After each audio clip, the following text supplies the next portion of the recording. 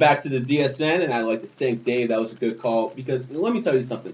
I am not a liberal. I never will be, but I sure as hell am not what you call a right wing conservative. I am not religious at all. I am spiritual, but not religious. But let me tell you something. You will never hear Gary the Numbers guy say, Republican good, Democrat bad. You won't hear me say that. I'm not Sean Hannity. I'm not Rush Limbaugh. I'm not a Republican water boy, okay?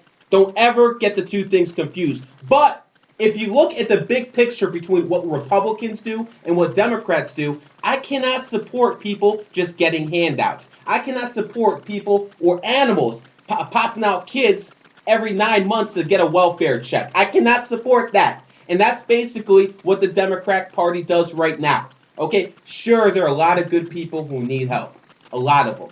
But a good majority on the people on welfare abuse the system. It's a known fact.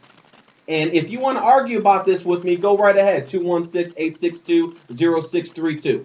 But let me tell you something, folks out there. This is not Republican Democrat here. You don't have to come over here and start telling me about your Democratic talking points. And please do not come over here and telling me everything the Republicans do is good, because you're gonna have a fight on your hands. I'm gonna lip box with you right here behind this microphone, because no way is someone gonna tell me George Bush is not responsible for what happened to this country. No way someone's gonna tell me Barack Obama is not responsible for what happened to this country, because they both are. If you really want to go down to it, this goes all the way back to the Clinton administration.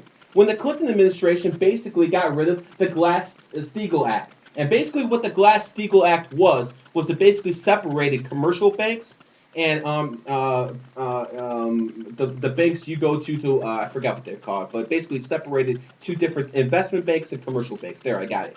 And the investment banks were the banks like Goldman Sachs, Merrill Lynch, and they were basically allowed to, basically gamble with that money. But the commercial banks out there, like PNC Bank, National City, Huntington, they basically were only allowed to risk a certain amount of their money, and that basically brought stability to what happened as a result of what happened on 10/29/1929 when the stock market collapsed.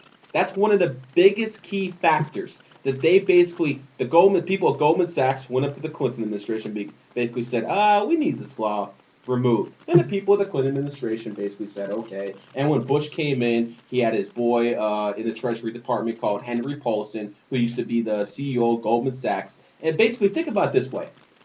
If you used to be the CEO of Goldman Sachs, and then you're basically the Treasury Secretary of the United States of America under George W. Bush, and you see that your company, Goldman Sachs, needs a handout, isn't that going to draw some red flags? Isn't there kind of a conflict of interest there? I mean, look at Timothy Geithner. This guy used to work for used to be the chief of the New York Federal Reserve. I mean, this guy was involved in every single decision that Henry Paulson and the Bush administration made.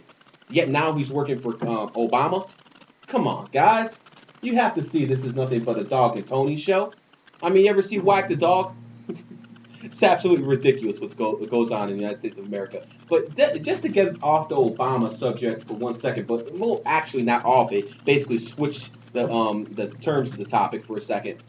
I have a big problem when I talked about this a little bit yesterday. I have a big problem in the United States when American citizens are killed and there's absolutely no consequences for terrorists.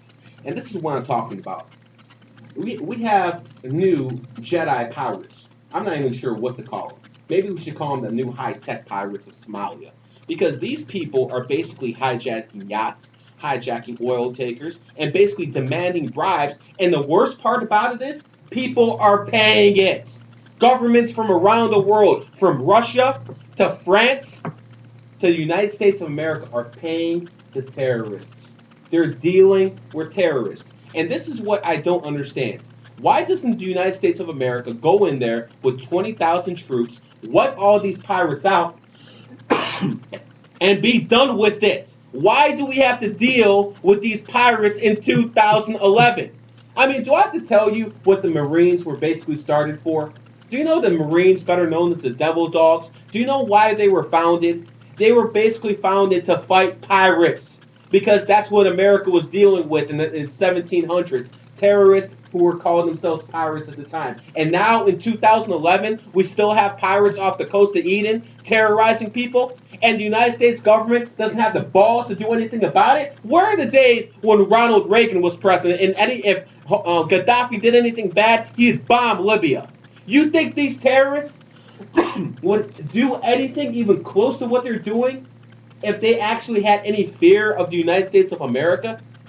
Ask yourself that. If Ronald Reagan, or hell, if even George W. Bush was president, do you think these terrorists would start hijacking people the way they've been doing it?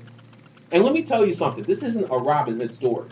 Because if these terrorists, if these Somali pirates out there were actually robbing from the rich and feeding the people of Somalia, they will have some moral ground. Because the people in Somalia are dirt poor. I mean, dirt poor. They haven't had a functioning government there since 1991. Nothing but a whole bunch of warlords and jihadists run that country, talking about Sharia law. Sharia law. Women have to wear a burqa. Sharia law. And the people in Somalia, if they were actually robbing from the rich to give to the poor, they would actually have some moral background to what they were doing. They would actually have some justification for it. Not saying it would be, you know, it would be acceptable, but they would have some justification. But do you know what these Somali thugs are doing with the money they get for the ransoms? They're buying themselves Mercedes. They're starting to put gold in their teeth. They're building mansions. Mansions in Somalia where people are lucky. The average Somalian is lucky if they have a loaf of bread and a shack over their head. And these bastards are robbing people, killing people, and then taking their money they get from these heists and building mansions with it. Let me tell you something about Somalia. Do you know they actually have restaurants for these pirates? They actually have restaurants that only serve these pirates. We know where these pirates are. They're in a 5 square mile area of Somalia. They're operating off the coast, obviously. Why doesn't the American government do something? Why doesn't any government, for that matter, around the world do something? The Russians, the Chinese, I don't care who you are. Why don't they do anything? And let me tell you why. Because I believe the Somali pirates are getting kickbacks. I believe the Somali pirates are robbing people. I believe this is nothing more than another syndicate out there to rob people of their wealth. And sooner or later, they're going to clamp down on these pirates and they're going to start talking about New World Order laws. Because you have to understand how the New World Order operates. First, they cause the problem. Then, through their media, they offer the solution. And then the public accepts it because they believe what the media is talking about is the right thing to do. Folks, if you can't see what the big picture is here, then you're obviously a couple ounces short of 40. I probably should have saved that one. But anyways, let me just tell you something. The people at the top of the game, they're very sneaky. They're very mischievous in the way they do things. Let me ask you something. If you wanted to raise oil prices, if you wanted basically to make sure oil prices would go up, what would you do? Well, see, if you're the United States government or the strong governments around the world that have their secret spy agencies, like Israel has Mossad, and the Russians have the Secret Service, formerly known as the KGB, and Pakistan has the ISI. Do you know what you would do? You would cut off the grain supplies, the wheat supplies to the Middle East. Because if you cut off the wheat supplies, food prices go up. If food prices go up, people start rioting. And if people start rioting in the Middle East, that's justification for oil to go up. This is nothing but a game. That's all it is. And the people who make the money, and the people who make the money on the prices going up are the same people who make the money and the prices going down. Think about it. If you're an oil company, and you want to start manipulating the price of oil, you start buying some food companies that deal with the Middle East. And then you cut the supply of food to the Middle East. And then you make sure, because those people will start rioting, it's a proven fact. They did it in Egypt in 1977, the food riots there. This is nothing new. And then eventually you're going to have so many riots that the oil prices will go up. And that is how you start a worldwide revolution. Because you see, we might not have those food problems now, but wait till gas goes up to $5 a gallon. What do you think's going to happen? People are going to be singing "Kumbaya" in the streets?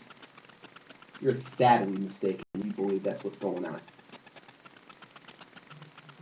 Anyways, it's time for me to say goodbye to you folks out there. And let me just give you my wise words of the day.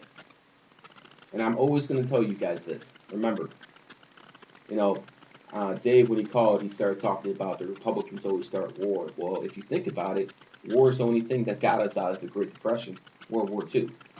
Just think about it. I mean, and this is basically where this comment and this quote takes hold. The strong take from the weak. Take the smart. Take from the strong. As always, I'm Gary Max. Find me on YouTube, Gary the Numbers Guy, Facebook, Gary the Numbers Guy, or just go to my website, GaryTheNumbersGuy.net. As always, same bad time, same bad channel tomorrow. It's been fun. I'm Gary Max, and I'm out.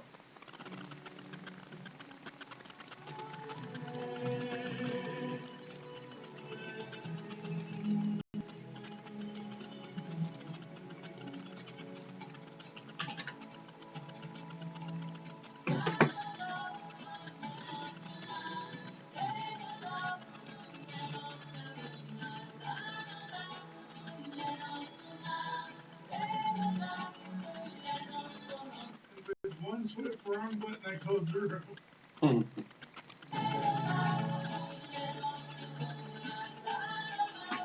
I went to type good night, everybody, and I clicked close the room.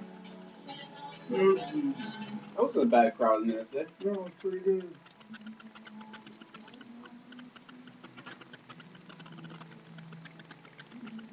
Because I was actually going to type in there, I'm going for drinks. Anybody in the Snow Falls area, meet me at Wings.